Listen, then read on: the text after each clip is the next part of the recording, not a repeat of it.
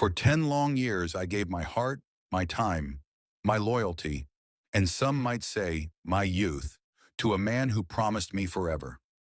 He wasn't perfect, but I believed in him. I believed in us. He said I was the woman he would marry, and I waited. I sacrificed. I turned down other suitors, invested in his dreams, supported him through job changes, family issues, even sickness. But love has a cruel way of showing its true colors. One rainy Thursday evening, while coming back from the market, I walked into his compound only to see unfamiliar faces, decorations, and suitcases. I was confused. A middle-aged woman smiled at me and said, "You must be one of the neighbors. We just welcomed the new bride." I felt my knees weaken, but I didn't fall. I smiled faintly and nodded. A new bride? In my place? Later that night, he came into my room as if nothing had happened. I watched him quietly, my heart pounding. He didn't say a word about the wedding.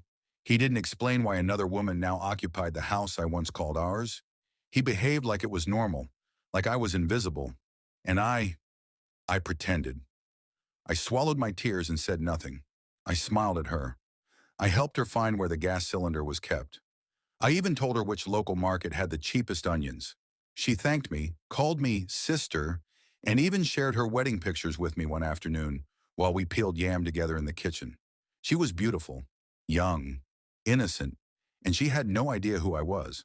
But every night I lay on my bed, staring at the ceiling, asking myself, why? Why did I waste 10 years of my life? Why didn't I see the signs?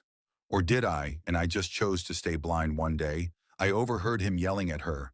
He called her useless for not knowing how to cook egusi properly. That was the day something shifted inside me. He used to yell at me too, just like that. Belittle me, make me feel like I should be grateful he even stayed. It wasn't just betrayal, it was a cycle.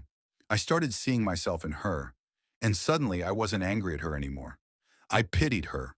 She was just the next victim in a long list of women who had no idea what kind of man he truly was. So I made a decision. Silently, I began to detach. I got a better job in another city. I stopped cooking, stopped cleaning. I no longer answered when he called. He noticed. Of course he did. One night, he came into my room and said, "You've changed." I looked at him, calm and steady, and replied, "No, I've just opened my eyes." 2 weeks later, I moved out. No fights, no explanations. I left him a letter. "You took 10 years of my life, but I'm taking back the rest. I wish you and your wife the best. May she survive what I almost died in." Leaving was hard.